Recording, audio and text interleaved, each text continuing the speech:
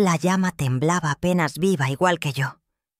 Encendí la vela con manos que una vez acunaron generaciones y susurré: Dios, por favor, si nadie más me recuerda hoy, que al menos tú sepas que todavía existo. Era mi cumpleaños número 72. Yo no lo había olvidado. Pero todos los demás sí. Ninguna llamada interrumpió el silencio de mi casa. Ningún golpe alegre en la puerta. Ninguna vocecita cantando desafinada o tarjetas garabateadas con corazones torcidos y mi nombre escrito en letras desiguales. Solo silencio. Un silencio profundo, expansivo, que se asentó como polvo espeso en las paredes de mi casa y más profundo aún en las cavidades de mi pecho, donde una vez latió la certeza de que importaba. Había preparado té desde temprano, más por costumbre que por esperanza. Puse la vajilla azul desportillada, la que mi nieta Sofía una vez dijo que era linda en plan vintage, cuando tenía 12 años, y aún me visitaba por gusto, no por obligación. Me puse perfume, ese mismo Chanel No. 5 que solía aplicarme detrás de las orejas, cuando sabía que vendrían, cuando mi casa se llenaba de risas infantiles y discusiones sobre quién se sentaría junto a la abuela. El aroma flotó en el aire vacío, burlándose de mi optimismo. La luz de la vela parpadeó sobre la mesa puesta para 6 personas, como todos los años. 6 lugares que esperaron en vano. 6 servilletas dobladas con cuidado. 6 copas de cristal que brillaron solas bajo la lámpara del comedor. La llama iluminó nada más que mi propia estupidez, mi incapacidad para aceptar que los rituales del amor no convocan amor cuando el amor ya se ha ido. Había esperado hasta las 9 de la noche. Esperé como esperan los perros abandonados, con esa fe ciega que duele mirar. Hasta que la espera misma se convirtió en humillación, y la humillación en algo peor, en entendimiento. Hace 15 años mis cumpleaños eran eventos. Bulliciosos, caóticos, hermosos. Los niños llegaban corriendo desde el auto discutiendo sobre quién me daría el primer abrazo. Mis hijos adultos se peleaban por los sabores del pastel como si fueran niños otra vez. Los nietos se sentaban con las piernas cruzadas en mi alfombra persa, las manos pegajosas de betún, sus risas rebotando contra las paredes como música. Yo era el centro gravitacional de ese pequeño universo familiar. Escribían mal mi nombre en cada tarjeta casera: abuela, abuela, Abela. Pero nunca jamás me olvidaban. Ahora publican fotos en Instagram desde restaurantes caros a los que nunca me han llevado, con subtítulos elaborados sobre celebrar la vida y momentos preciosos en familia. Yo doy like desde mi teléfono como un fantasma digital observando la fiesta de otra persona invisible tras la pantalla. Sus vidas continúan en colores vibrantes mientras la mía se desvanece en sepia. Se olvidaron, todos y cada uno de ellos. Recuerdo la última Navidad que pasé realmente tratando de importar hace 2 años. Había comenzado a tejer un suéter para Mateo, mi nieto de 14 años, en octubre. Punto por punto, cada puntada cargada de amor y esperanza silenciosa. Elegí el azul marino porque recordaba que una vez dijo que era su color favorito. Trabajé durante las noches frías, mis dedos artríticos protestando, pero persistiendo, porque en cada vuelta del tejido iba la ilusión de que él sonreiría, de que me abrazaría, de que diría «Gracias, abuela», con esa voz que ya había cambiado pero que yo seguía recordando, aguda y dulce. La mañana de Navidad, cuando desenvolvió mi regalo con la prisa distraída de quien tiene muchos más que abrir, levantó el suéter, lo miró por 3 segundos y preguntó: ¿por qué la gente vieja siempre regala cosas raras que nadie va a usar? Su madre, mi hija Elena, se rió. Una risa nerviosa, pero risa al fin. Mi bebé, la niña que una vez se aferró a mis faldas y lloró cuando salí del cuarto por 5 minutos, se rió de mi amor convertido en lana. Dejé de tejer después de eso. Las agujas permanecen en su canasta oxidándose lentamente como mis esperanzas. Mi hijo Roberto dijo que exageré cuando se lo conté por teléfono una semana después. «Son solo niños, mamá». No lo dijeron con mala intención. Pero yo ya no reaccionaba solo por el suéter. Reaccionaba por años de borrado sistemático, un comentario despectivo a la vez, una ausencia, a la vez una risa burlona a la vez. Les había dado todo. Mi tiempo, mi cuerpo, mi juventud, mi paz mental. Me quedé en un matrimonio sin amor con un hombre que convirtió el silencio en un arte todo para que mis hijos pudieran crecer con la ilusión de una familia completa y funcional. Y de alguna manera en este final cruel de la historia que escribí, con mi propia vida me había convertido en la extraña, la intrusa en mi propia familia. Soy útil cuando hay crisis. Cuando alguien necesita que cuide a los niños porque tienen una cena importante, o cuando necesitan dinero prestado para el auto nuevo que no pueden pagar. Entonces, soy indispensable por exactamente el tiempo que dura la necesidad. Pero, tan pronto como el favor está hecho, la crisis resuelta, el cheque cobrado, me colocan de vuelta en el estante emocional como una herramienta que solo se usa en emergencias. Elena me pidió hace 6 meses que no fuera a su casa, sin avisar primero. Su esposo, Diego, necesita sus límites respetados, según ella. Asentí como siempre.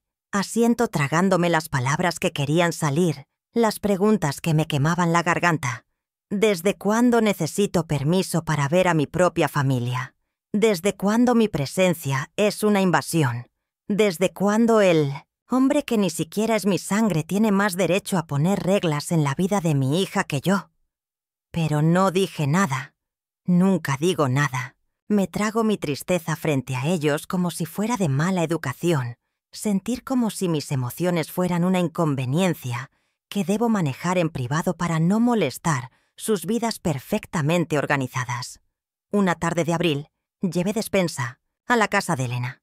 Había notado en el supermercado que la fórmula del bebé estaba en oferta y compré 6 latas recordando cómo ella se había quejado del precio la semana anterior. También llevé frutas frescas, pan casero que había horneado esa mañana con la esperanza secreta de que tal vez me invitaran a quedarme a almorzar, y unos libros de cuentos que había encontrado en una venta de garaje para mi nieta más pequeña. Mientras descargaba las bolsas del auto, escuché voces desde la ventana abierta de la cocina. Era Sofía, ahora de 17 años, hablando por teléfono con una amiga. Es solo una vieja que no entiende que ya no somos pequeños. Ni siquiera sabe mandar un mensaje de texto correctamente. Siempre llega con regalos que nadie pidió y comida que nadie quiere. Mamá dice que es porque se siente sola. Pero eso no es nuestro problema, ¿verdad? Su risa cristalina, la misma que una vez me llenó de alegría cuando reía por los cuentos que le inventaba, ahora me atravesó como vidrio. Dejé las bolsas en la entrada, toqué el timbre rápidamente y me fui antes de que alguien abriera la puerta. No podía enfrentarlos sabiendo lo que pensaban realmente de mí. Esa noche llegué a casa, encendí una vela temblorosa en mi cocina vacía y le rogué a Dios por primera vez en décadas: si mi propia sangre me olvida, si soy solo una molestia para las personas que crecieron en mis brazos, por favor, tú no me olvides. Por favor, que alguien en este universo recuerde que todavía existo. Esa vela se convirtió en ritual. Cada noche después de cenar sola frente al televisor, que habla pero no conversa, enciendo una llama pequeña y susurro mi propio nombre como si fuera una oración, como si al pronunciarlo pudiera confirmar mi existencia. Si nadie más va a encender velas por mis cumpleaños, lo haré yo misma. Si nadie más va a decir mi nombre con cariño, me lo diré a mí misma. Abrí el cajón inferior de mi escritorio esa noche, el que no había tocado en años. Estaba lleno de cartas y dibujos que mis nietos me habían hecho cuando eran pequeños. Te amo mucho, abuela Carmen, escrito con crayón rojo en letras gigantes que se salían de los renglones. Mi nombre dibujado en todos los colores del arco iris, rodeado de corazones torcidos y flores que parecían soles. Una foto de Mateo a los 5 años abrazándome, mientras soplaba las velas de un pastel, sus ojos brillando como si yo fuera lo más maravilloso del mundo. Sostuve esos tesoros como una madre sostiene las primeras ropitas de un bebé que ya no volverá a usar. Esas fueron las últimas veces que me sentí verdaderamente vista, genuinamente amada, completamente necesaria. No por lo que podía hacer o dar, sino simplemente por ser quien era para ellos, la abuela Carmen que hacía las mejores galletas, que inventaba los cuentos más divertidos, que siempre tenía tiempo para escuchar, brazos para abrazar y una casa que se sentía como hogar. Me di cuenta de algo doloroso esa noche, mientras las lágrimas manchaban las cartas de colores. No quiero lástima. No quiero que vengan por culpa o por obligación. Quiero presencia genuina. Quiero ser más que un recuerdo que duele más que una responsabilidad que molesta más que un fantasma que aparece en las fotos familiares por costumbre.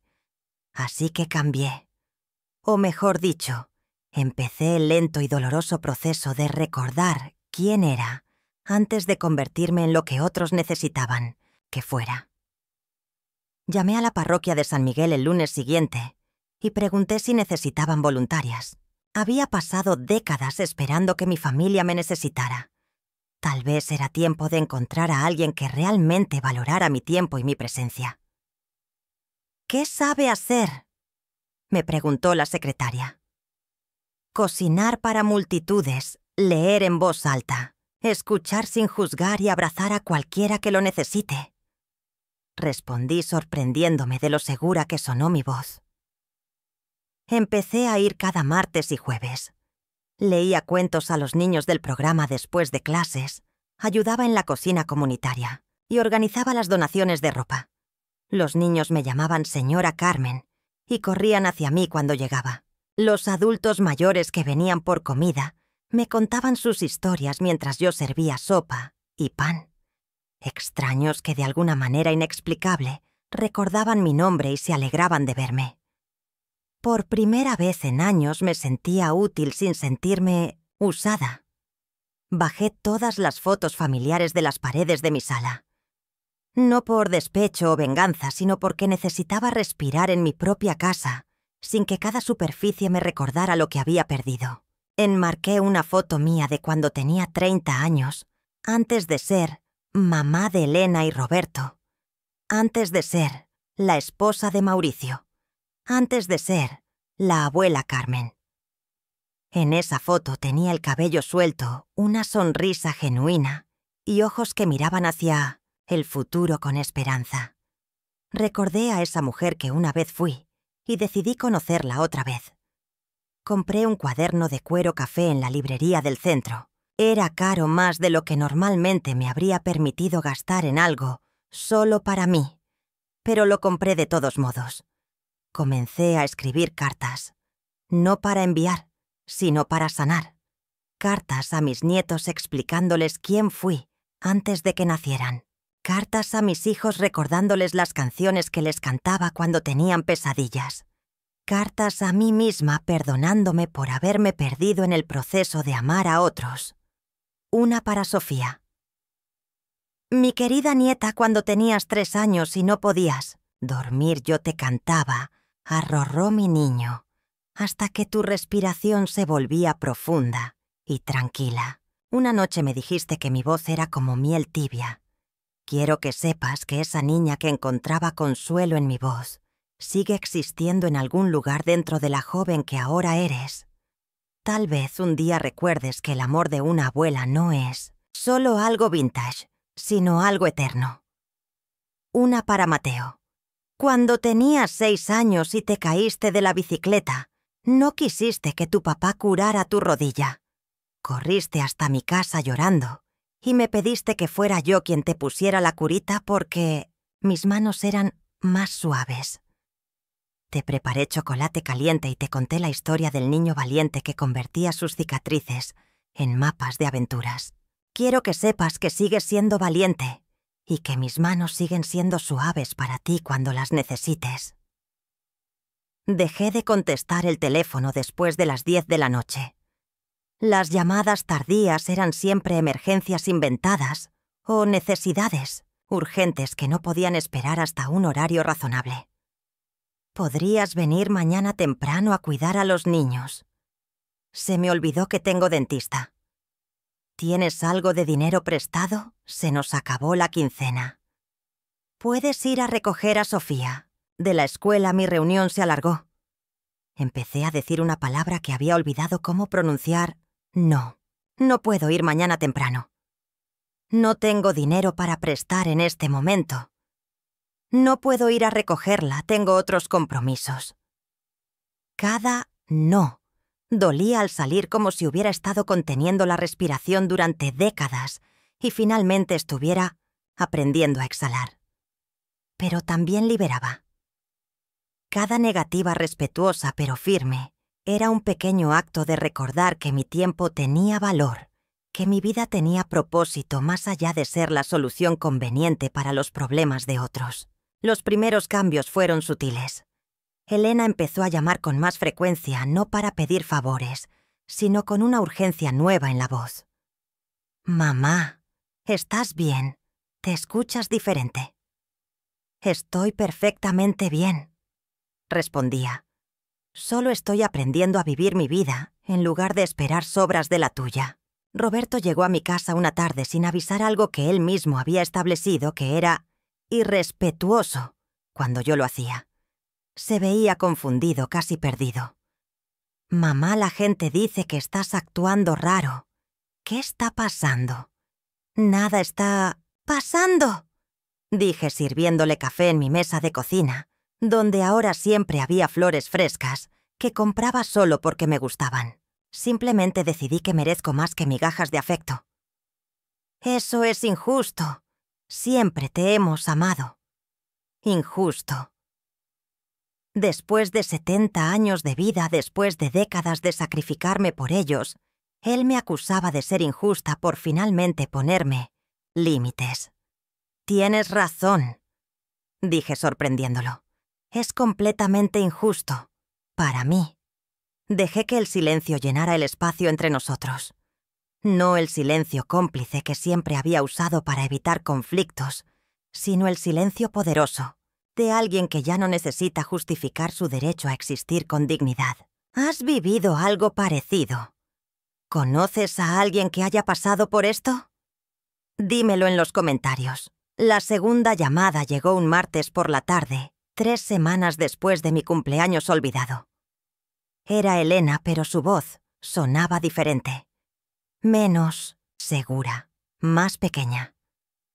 «Mami, ¿podrías cuidar a los niños el viernes? Diego y yo tenemos una cena de trabajo importante».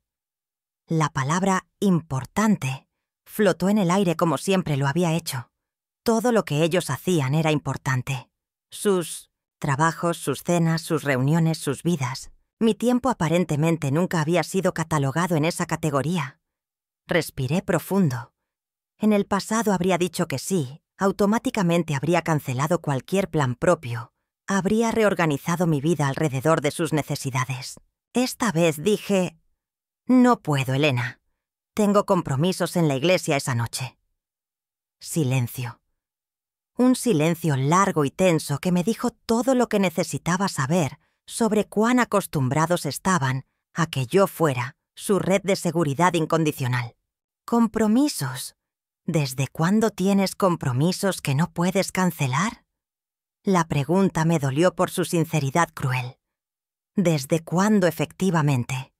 ¿Desde cuándo mi propia vida importaba lo suficiente como para no ser desechada por conveniencia de otros? «Desde ahora», respondí simplemente. «Pero mami es realmente importante. Es con los jefes de Diego podría conseguir la promoción. Y yo estoy segura de que encontrarán una niñera, Elena. O tal vez puedan llevar a los niños. Con ustedes. O quizás Diego pueda quedarse en casa esta vez». «No puedes hablar en serio. Los niños no pueden ir a una cena de negocios. Entonces, tal vez uno de ustedes dos debería quedarse con ellos. Es lo que hacían antes de que yo existiera para resolver todos sus problemas». Colgó sin despedirse. Su indignación me siguió durante el resto del día, pero no como culpa, como confirmación de que finalmente estaba haciendo algo correcto. Esa noche, mientras preparaba mi cena para una persona en mi cocina silenciosa pero pacífica, pensé en todas las cenas de trabajo, graduaciones, obras de teatro escolares y eventos importantes a los que no había sido invitada en los últimos años. Eventos donde mi presencia habría sido incómoda o no necesaria, según las nuevas dinámicas familiares que se habían establecido sin consultarme. Me senté a comer despacio, masticando cada bocado, saboreando la comida que había preparado con cuidado para mí misma. No sobras rescatadas de reuniones familiares donde había cocinado para todos, menos para mí. No sándwiches apresurados entre favores que hacía para otros. Una comida real preparada con amor propio. El viernes por la noche, en lugar de estar cambiando pañales y persiguiendo niños que me veían como mobiliario, estaba en la parroquia de San Miguel leyendo El Principito a un grupo de niños cuyos ojos brillaban cuando hacía las voces de los diferentes personajes. Sus madres me agradecían efusivamente. Me llamaban Bendición y me decían que sus hijos preguntaban por mí durante la semana. Cuando llegué a casa esa noche, había 3 mensajes en mi contestadora. Elena sonando desesperada. «Mami, por favor, llámame. No conseguimos niñera y Diego tuvo que faltar a la cena. Estoy muy molesta contigo». Roberto sonando confundido. «Mamá Elena dice que no quisiste ayudarla. ¿Qué está pasando? Llámame». Y sorprendentemente Sofía. «Abuela, mamá, está llorando. Dice que ya no la quieres. Es verdad, estoy confundida». No devolví las llamadas esa noche. Por primera vez en décadas, mi respuesta no fue inmediata, no fue automática, no fue diseñada para tranquilizar a otros a costa de mi propia dignidad. Al día siguiente, Sofía apareció en mi puerta, no con el aire de superioridad adolescente que había desarrollado en los últimos años, sino con los ojos rojos e hinchados de alguien que había estado llorando. «Abuela, ¿puedo pasar?» «Por supuesto, mi amor». Se sentó en mi sofá mirando las paredes, donde antes colgaban las fotos familiares, notando las plantas nuevas, las velas encendidas, los libros abiertos. La casa se sentía diferente ahora. Menos como un museo de memorias pasadas y más como el hogar de alguien que estaba vivo y presente. «Todo se siente raro», dijo finalmente. «¿Qué se siente raro?» «Tú, mamá, la familia, todo». Se secó los ojos con la manga. «Mamá dice que estás actuando egoísta, pero papá dice que tal vez tienes razón en estar molesta. No sé qué pensar». Me senté a su lado guardando cuidadosa distancia física. Ya no asumía que mi afecto era bienvenido. «¿Tú qué piensas, Sofía?» «Pienso que...» Su voz se quebró. «Pienso que he sido horrible contigo. Pienso que todos hemos sido horribles contigo». «No han sido horribles», dije suavemente. «Han sido humanos. Los humanos a veces olvidan que otras personas tienen sentimientos. Pero tú eres mi abuela, no eres otras personas». «¿Y qué significa eso para ti ahora, ser tu abuela?» Lloró entonces, lágrimas reales de un adolescente que estaba descubriendo que las personas importantes en su vida no eran accesorios permanentes, que podía dar por sentado. «Significa que eres importante. Significa que te amo. Significa que he sido una idiota. Significa que eres joven y estás aprendiendo», dije. «Igual que yo estoy aprendiendo que el amor no significa permitir que otros me traten mal. ¿Qué puedo hacer? ¿Cómo lo arreglo?» «No tienes que arreglar nada, mi amor. Solo tienes que decidir qué tipo de persona quieres ser a partir de ahora». Se quedó 2 horas. Hablamos como no habíamos hablado desde que era pequeña. Sobre la escuela, sobre sus miedos de crecer, sobre sus confusiones del primer amor, sobre sus sueños de estudiar veterinaria. Yo escuché sin tratar de arreglar nada, sin dar consejos no solicitados, y ella habló sin pedir nada más que mi atención. Cuando se levantó para irse, me abrazó. No el abrazo rápido y obligatorio de las despedidas familiares, sino un abrazo real. El abrazo de alguien que finalmente entendía lo que significaba abrazar. ¿Puedo venir otra vez?, preguntó. ¿Solo para hablar? Cuando quieras, dije. Pero ven porque quieres estar conmigo, no porque alguien te dijo que vinieras o porque te sientes culpable. Quiero estar contigo, dijo, y por primera vez en años le creí completamente. Los días siguientes trajeron una serie de conversaciones difíciles. Elena llegó con flores del supermercado y ojos nerviosos. Roberto vino con su expresión de «vamos a resolver esto», que usaba cuando quería que las cosas volvieran a la normalidad, sin realmente cambiar nada. Mi ex esposo Mauricio incluso llamó algo que no había hecho en 3 años. «Elena dice que estás pasando por una crisis», dijo con esa voz paternalista que recordaba demasiado bien. «Necesitas ayuda profesional. La única crisis que tengo», le respondí, «es que tardé 70 años en darme cuenta de que merezco respeto, pero ya estoy resolviendo eso por mi cuenta». «Siempre fuiste dramática», murmuró. «Y tú siempre fuiste ciego a todo lo que no te convenía ver», repliqué antes de colgar. Esa noche encendí 2 velas. Una por la mujer que había sido, que se tragó tanto desprecio silencioso que casi se olvida de quién era. Y otra por la mujer que estaba llegando a ser, que finalmente había encontrado su voz. Las semanas siguientes fueron como aprender a caminar otra vez. Cada decisión que tomaba para honrarme a mí misma se sentía extraña y aterrorizante al principio. Decir no sin justificarme. Hacer planes sin consultar si a otros les convenían. Gastar dinero en cosas que me daban placer sin sentir culpa. Comencé a tomar clases de pintura los sábados por la mañana. Algo que había querido hacer durante décadas, pero que siempre había pospuesto porque había cosas más importantes. Mis manos artríticas lucharon al principio con los pinceles, pero había algo mágico en ver colores cobrar vida bajo mis dedos, en crear algo hermoso que no tenía que servir a nadie más que a mi propia alma. Mi instructor, un hombre gentil, de mi edad llamado Fernando, me dijo después de mi 3ª clase: «Tiene talento natural, Carmen. ¿Por qué esperó tanto para empezar?» «Porque estaba esperando permiso», respondí. «De mí misma». Los domingos se convirtieron en mis días sagrados. No importaba quién llamara, qué emergencia familiar surgiera o qué favor desesperado necesitaran.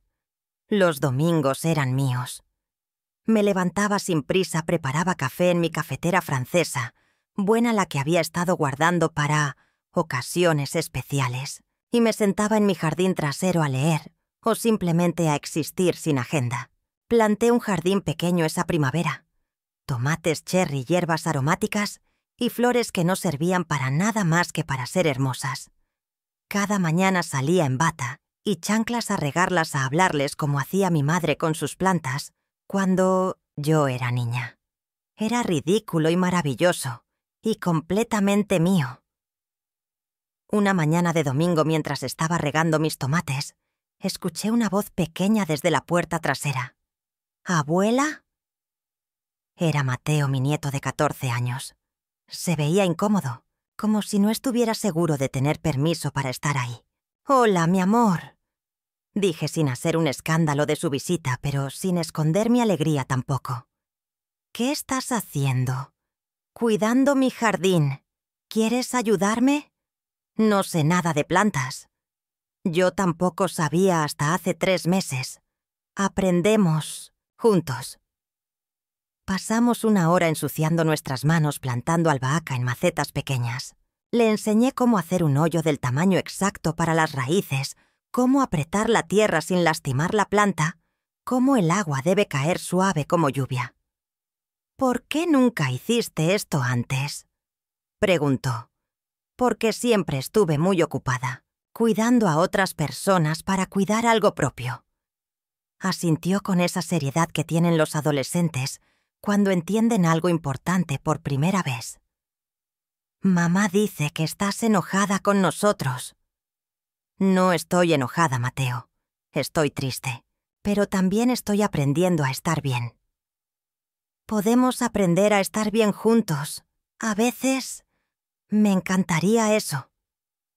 Cuando terminamos con las plantas, le preparé limonada fresca y sándwiches de jamón cortados en triángulos como cuando era pequeño.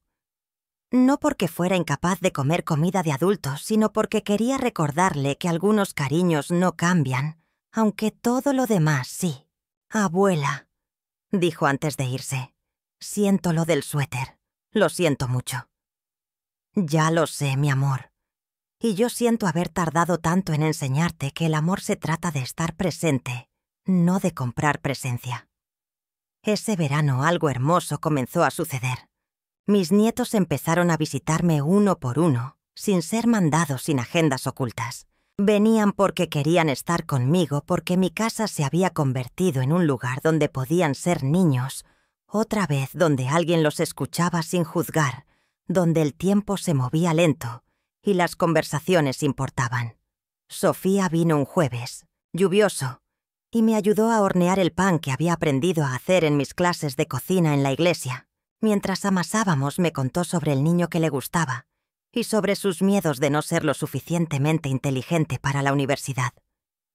«Eres brillante», le dije, mis manos cubiertas de harina igual que las suyas. «Pero más importante eres, bondadosa. La inteligencia sin bondad es solo crueldad sofisticada». Mateo llegó otro día con su guitarra tímido pero determinado. «¿Podrías enseñarme esa canción que cantabas cuando era pequeño?», preguntó. «La de los pajaritos». Me senté en mi sillón viejo mientras él afinaba las cuerdas, recordando las noches cuando tenía 5 años y no podía dormir sin que le cantara «Los pollitos dicen». Sus dedos adolescentes encontraron los acordes lentamente y mi voz oxidada pero firme se unió a su guitarra. Por primera vez en años hicimos música juntos. Elena finalmente vino sola un sábado por la tarde. Sin Diego, sin los niños, sin agenda. Llegó con los ojos hinchados y las manos vacías. «No sé cómo pedirte perdón», dijo desde mi puerta. «Entra», dije simplemente. «No necesito disculpas, necesito entender». Nos sentamos en mi cocina con té y galletas caseras, no las galletas de paquete que había comenzado a comprar cuando dejé de cocinar para otros, sino las galletas de avena y pasas que solía hacer cuando ella era pequeña y llegaba de la escuela con hambre y historias. «¿Cuándo dejé de verte?», preguntó finalmente. «Creo que cuando te convertiste en madre», dije. «Y yo dejé de ser persona para convertirme en función. No era mi intención. Lo sé, mi amor, pero las intenciones no borran las heridas». Lloró entonces como no la había visto llorar desde que era adolescente. Lágrimas de reconocimiento, de vergüenza, de pérdida por todos los años que habíamos desperdiciado siendo madre e hija, solo en teoría. «¿Cómo lo arreglamos?», preguntó. «Empezando de nuevo», dije. «Conociendo a las mujeres que somos ahora, no solo a las que éramos cuando tú dependías de mí para todo. Comenzamos a almorzar juntas los miércoles. Solo nosotras dos, sin niños que interrumpieran, sin esposos, que opinarán sin prisa por llegar a ningún otro lugar. Hablábamos de libros de política, de sus miedos, sobre el matrimonio, de mis recuerdos, de cuando ella era bebé. Lentamente, muy lentamente comenzamos a reconocernos como mujeres que se amaban, no solo como roles familiares cumpliendo obligaciones. Roberto fue el más difícil. Llegó una tarde con su esposa Patricia y una expresión determinada que reconocí inmediatamente. Venía a manejar la situación. «Mamá, necesitamos hablar sobre esto que está pasando». «¿Esto qué, Roberto?» «Este cambio, esta actitud nueva, está afectando a toda la familia». Patricia asintió desde su lugar en mi sofá, como si mi evolución personal fuera un problema familiar que necesitaba ser resuelto entre todos. «¿Cómo los está afectando exactamente?». Bueno, Elena está alterada. Los niños están confundidos. Todos estamos caminando en cáscaras de huevo porque no sabemos qué esperar de ti. Me quedé callada por un momento, procesando la audacia de su declaración. Después de décadas de caminar yo en cáscaras de huevo para no molestarlos, para no ser inconveniente, para no expresar necesidades que pudieran incomodarlos, él tenía la desfachatez de quejarse, porque ahora ellos sentían incertidumbre. Roberto, dije finalmente, durante 50 años he sido predecible. Siempre disponible, siempre complaciente, siempre dispuesta a poner mis necesidades al final de la lista. ¿Y sabes qué conseguí con esa predictibilidad? ¿Qué? Ser invisible. Ser tomada por sentado. Ser importante solo cuando ustedes me necesitaban para algo. Eso no es justo, protestó Patricia. Siempre te hemos querido. ¿Cuándo fue la última vez que me preguntaron cómo estaba? No cómo estaba de salud o si necesitaba algo, sino cómo estaba mi corazón, mis sueños, mi vida interior. Silencio. Un silencio largo e incómodo que respondió mi pregunta mejor que cualquier palabra. ¿Cuándo fue la última vez que me invitaron a algo sin necesitar que cuidara niños o trajera comida? Más silencio. ¿Cuándo fue la última vez que recordaron mi cumpleaños sin que se los recordara? Roberto se removió en su asiento. Mamá, no es que no te queramos. No dije que no me quisieran. Interrumpí. Dije que me han vuelto invisible. Y yo permití que pasara porque pensé que el amor significaba desaparecer para que otros brillaran. ¿Entonces qué quieres de nosotros?, preguntó Patricia con exasperación. Quiero que me traten como a una persona que tiene vida propia, no como a un servicio al que pueden acceder cuando lo necesiten. Pero eres nuestra madre, dijo Roberto como si eso explicara todo. Exactamente. Soy su madre, no su empleada, no su niñera de emergencia, no su banco personal. Soy una mujer que los amó tanto, que se olvidó de amarse a sí misma. Se fueron esa tarde sin resolución, pero con entendimiento. Al menos ahora sabían que el cambio no era temporal, no era una crisis que pasaría si la ignoraban lo suficiente. Los meses siguientes fueron de construcción lenta. Algunos días eran difíciles cuando la costumbre de ceder me gritaba que estaba siendo egoísta. Otros días eran liberadores cuando me despertaba y recordaba que podía elegir cómo pasar mi tiempo. Empecé a viajar.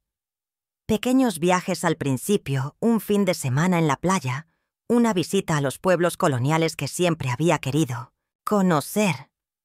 Publiqué fotos en el grupo familiar de WhatsApp no para provocar, sino para documentar mi nueva vida. Las respuestas fueron sorprendentes. «¿Te ves feliz, abuela?», escribió Sofía.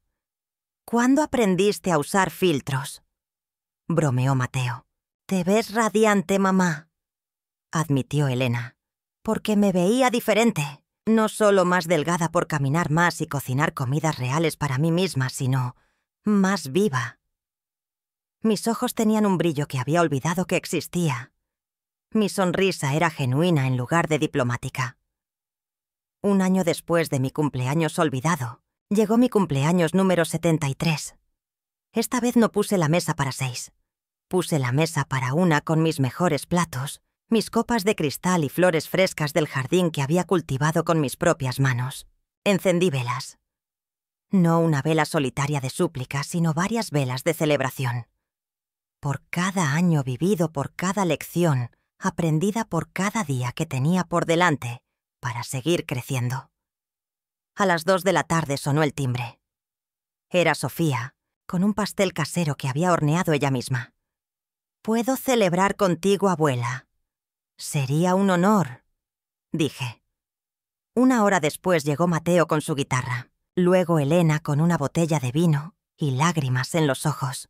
Finalmente Roberto humilde y cuidadoso con un ramo de flores y una disculpa genuina. No fue la celebración que había esperado el año anterior. Fue mejor, fue real. Fue elegida por todos los presentes, no cumplida por obligación.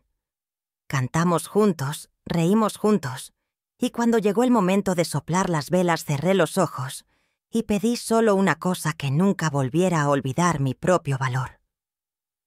Esa noche, después de que se fueron, con abrazos reales y promesas sinceras de verse pronto, me senté en mi jardín bajo las estrellas. Las plantas que había cuidado florecían a mi alrededor.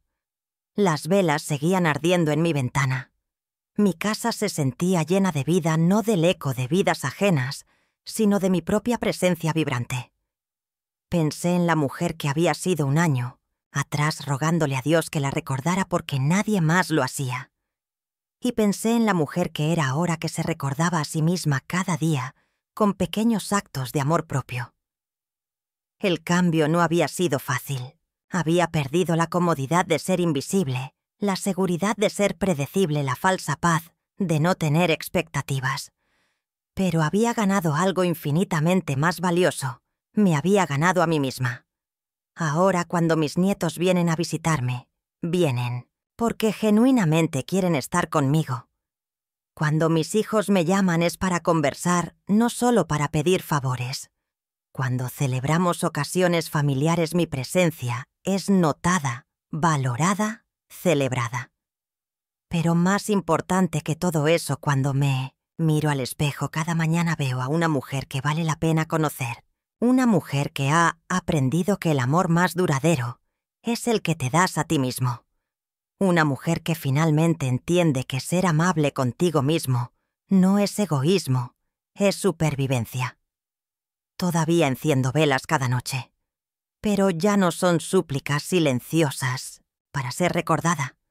Son celebraciones pequeñas de estar viva, de estar presente, de estar aquí con intención y propósito. Si me estás escuchando y has sentido esta misma invisibilidad, si has servido hasta desaparecer, si has amado hasta perderte, quiero que sepas algo fundamental. Nunca es tarde para elegirte. Nunca es tarde para encender tu propia luz. Nunca es tarde para recordar quién eras antes de convertirte en lo que otros necesitaban. No necesitas permiso para valorarte. No necesitas una crisis para cambiar. No necesitas que otros cambien primero para que tú empieces a tratarte con dignidad. Enciende una vela esta noche. No para que otros te vean, sino para recordarte que sigues aquí, que sigues importando, que sigues mereciendo amor, empezando por el tuyo propio. Planta algo. Puede ser una flor, puede ser un sueño, puede ser una decisión, pero planta algo que sea solo tuyo, que crezca porque tú lo cuidas, no porque sirva a alguien más. Di no a algo que no quieres hacer. Di sí a algo que has estado posponiendo para cuando sea el momento adecuado. El momento adecuado es ahora, porque cuando finalmente me elegí a mí misma, no solo encontré mi luz, encontré mi hogar, y descubrí que ese hogar había estado esperándome dentro de mí todo el tiempo. Ya no ruego ser recordada. Me recuerdo a mí misma cada día, y eso es suficiente. Es todo. Si esta historia te tocó el corazón, si conoces a alguien que necesita escucharla, compártela. Suscríbete al canal, activa las notificaciones y dale like a este video. Pero sobre todo, compártela con esa persona querida que tal vez necesite recordar que su luz todavía puede brillar, que su historia no ha terminado, que nunca es tarde para elegirse a sí misma.